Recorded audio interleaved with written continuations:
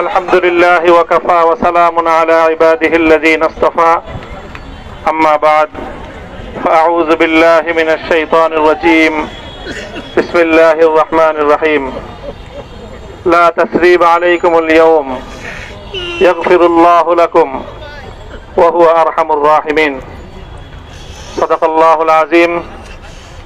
সমবেত প্রাণপ্রিয় তৌহিদি জনতা, বিভিন্ন স্তরের ধর্মপ্রাণ মুসলমান ভাই ও বন্ধুগণ, ছাত্র বন্ধুগণ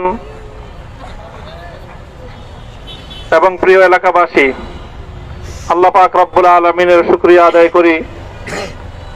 আল্লাহর দ্বীনের কথা বলার অপরাধে, আল্লাহর দ্বীনের বিজয়ের ঝান্ডা এবং কেতন উড্ডীন করার প্রত্যয় ব্যক্ত করার অপরাধে, আল্লাহর জমিনে আল্লাহর দ্বীন প্রতিষ্ঠার আন্দোলনের অপরাধে আমরা অনেক ভাই কারারুদ্ধ হয়েছিলাম।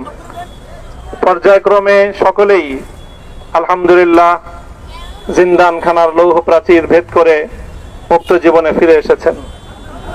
সর্বশেষ আজ আমার মুক্তির মধ্য দিয়ে 2021 সালে হেফাজতে ইসলাম বাংলাদেশ এবং এদেশের আলেম সমাজের উপর ইতিহাসের অন্যতম এক গভীর ষড়যন্ত্র এবং চক্রান্ত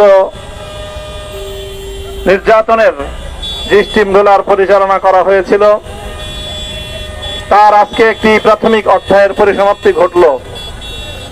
আমরা স্পষ্ট ভাষায় বলতে চাই, আমাদের উপর জুলুম করা হয়েছে, আমরা নির্যাতিত, অন্যায়ভাবে আমাদেরকে কারারুদ্ধ করা হয়েছে, বুলেটের আঘাতে আমাদের ভাইদেরকে হত্যা করা হয়েছে। আমরা যখন আমাদের সন্তানদের লাশ এবং তাদের রক্তমাখা বুলেট বিদ্ধ সেই মরদেহকে সামনে রেখে আমরা যখন আমাদের ন্যূনতম প্রতিবাদটুকু উচ্চারণ করতে গিয়েছি, তখন আমাদেরকে কারারুদ্ধ করা হয়েছে,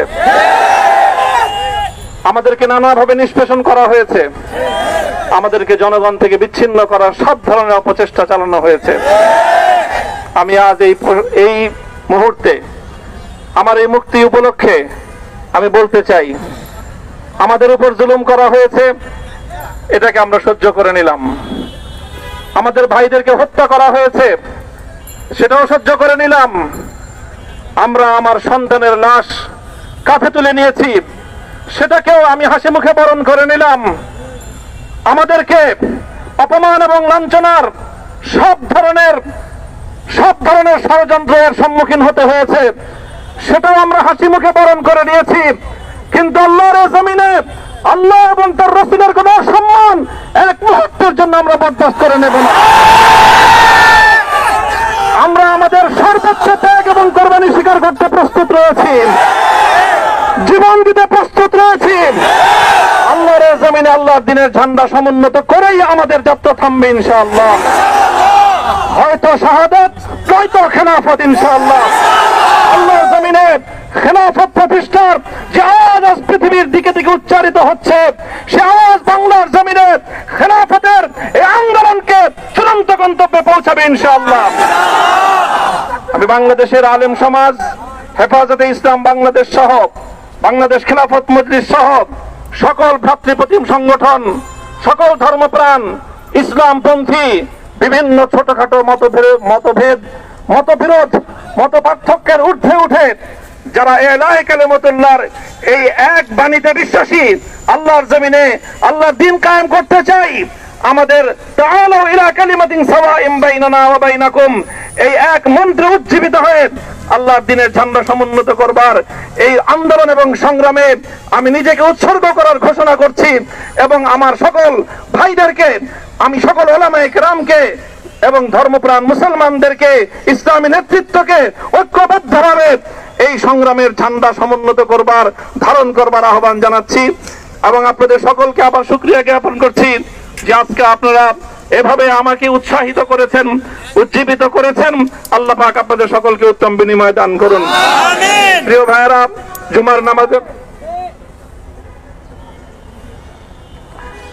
জুমার নামাজের একেবারে ঠিক আগ মুহূর্ত এখন সব মসজিদগুলোতে জুমার প্রস্তুতি চলছে।